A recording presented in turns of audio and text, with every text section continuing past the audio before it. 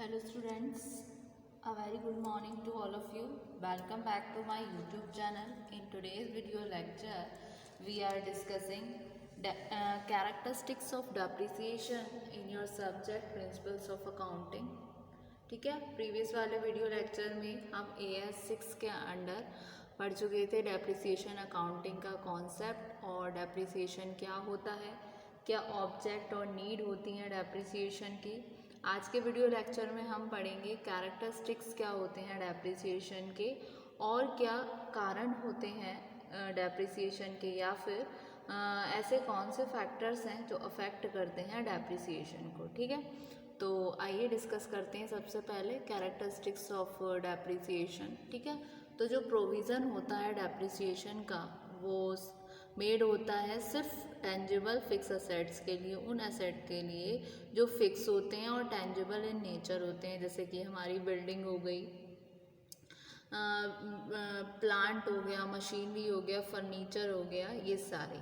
ठीक है, तो the provision of depreciation is made only for tangible fixed assets like building, plant, machinery, furnitures etcetera.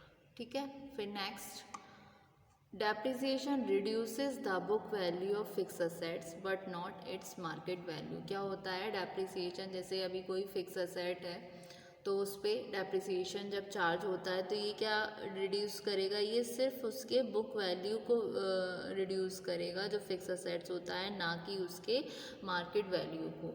ठीक है, फिर नेक्स्ट आता है it is permanent decrease in the book value of fix asset. जैसे कि अभी बताया ये बुक वैल्यू को डिक्रीज करेगा, तो ये क्या है, एक परमानेंट डिक्रीज है in the book value of fix assets. ठीक है, फिर नेक्स्ट आता है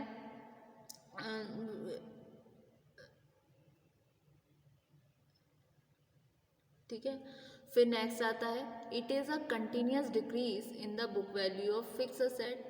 ठीक है, परमानेंट हुआ, फिर एक लगातार चलते रहने वाला डिक्रीज है बुक वैल्यू में फिक्स असेट के। ठीक है, फिर depreciation is a continuous process because it is related to use of assets.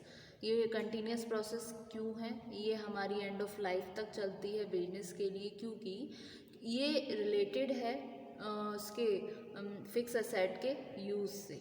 ठीक है, with the passage of time ये टेक लेती है प्लेस ग्रेजुअली, जब तक कि ये क्विक फिजिकल डेट्रियोटेशन हो ना हो या फिर टेक्नोलॉजिकल चेंजेस ना हो। डेप्रिसिएशन कंटिन्यू होता है up to the end of life of the assets for the business. ये ट्रीटेड नहीं कर सकता इन प्लेस ऑफ रिपेयर, लेकिन ये ट्रीटेड होता है in addition to repair. Fluctuation जो होते हैं प्राइजेज में फिक्स एसेट के, वो अफेक्ट नहीं करते किसी भी तरीके से डेप्रिसिएशन के अमाउंट को। ठीक है, डेप्रिसिएशन हमारा डिफरेंट होता है मेंटेनेंस से, ये चार्ज होता है प्रॉफिट के अगेंस्ट, तो it is a charge against profits. Depreciation एक वाइडर टर्म है जिसमें इंक्लूड्स होता है डेप्लीशन। डेप्लीशन का मतलब क्या होता है, reduction in the number of something, यानी कि रिडक्शन हो गया किसी क्वांटिटी में ऑफ समथिंग, मतलब किसी गुड्स की क्वांटिटी में कमी, उस तरीके से। एंड अमोर्टाइजेशन, अमोर्टाइजेशन का बोलते हैं ऋण मुक्ति।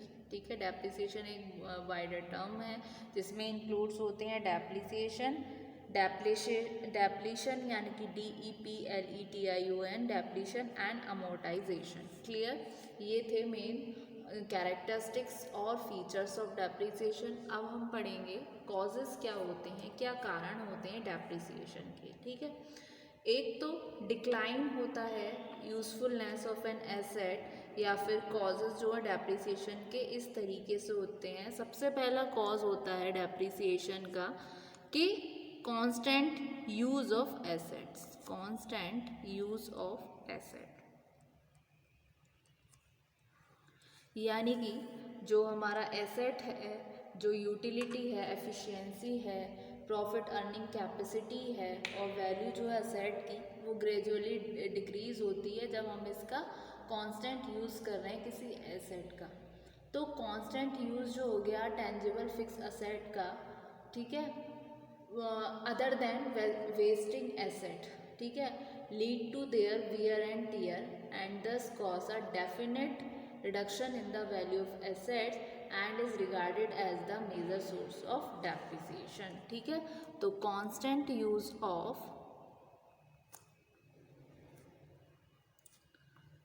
tangible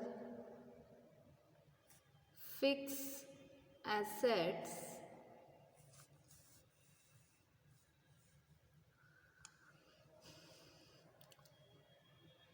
other than wasting assets leads to their wear and tear and thus cause a definite reduction in the value of asset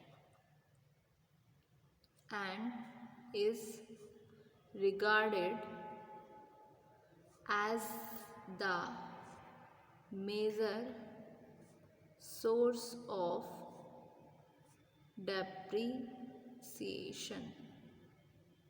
next आता है इसका जो कॉजेज है डेप्रिसिएशन का, ऑब्सोलेंस यानी कि आउटडेटेड. क्या हुआ आपका? ऑब्सोलेंस, ठीक है. एक नया इन्वेंशन है एसेट का. ये किसके कारण होता है?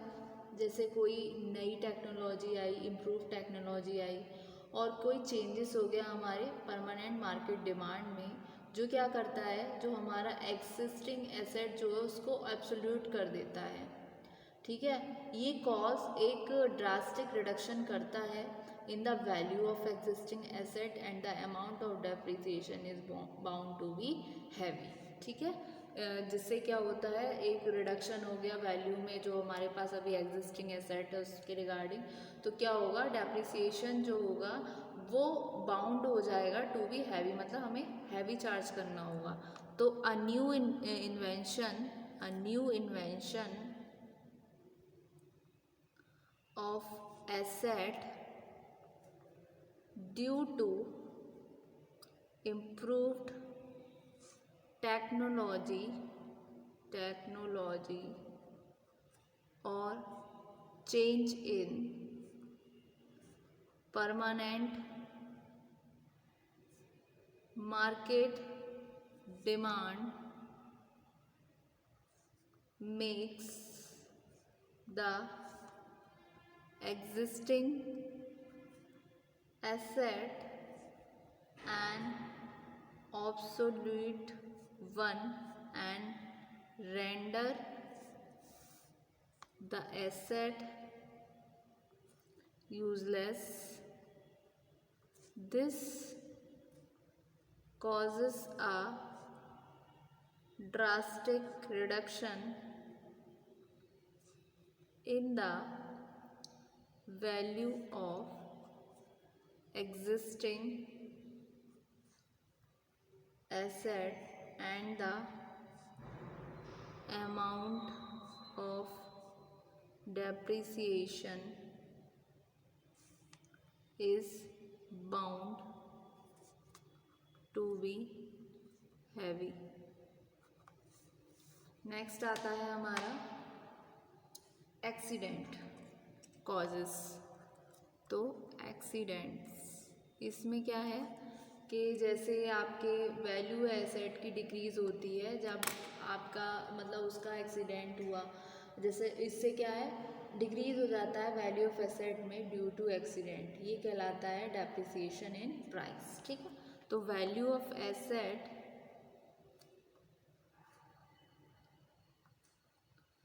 decrease is due to accidents permanently decrease in value of asset due to accident is called depreciation in price. एक आता है आपका जैसे नेचुरल कॉजेस हो गए, जैसे कि अर्थक्वेक आ गया, फायर हो गया, इस तरीके से भी आपका एसेट जो वैल्यू है एसेट की वो डिक्रीज हो जाती है। So the value of fix asset decreases due to natural hazards जैसे कि फ्लड, सुनामी लहरें, अर्थक्वेक एक्सेट्रा। ठीक है, तो decrease in value of asset due to natural causes also treated as depreciation। ठीक है, अब permanent fall in price, permanent fall in price, जैसे कि परमानेंट फॉल हो गया मार्केट वैल्यू में फिक्स एसेट की, जो कि रिजल्ट्स निकल कर आता है डिमिनिशिंग वैल्यू ऑफ एसेट्स। ठीक है, तो permanent fall in the market value of fix assets also result in diminishing value of assets। ठीक है, ये आया आपका characteristics of depreciation and causes of depreciation. ठीक है,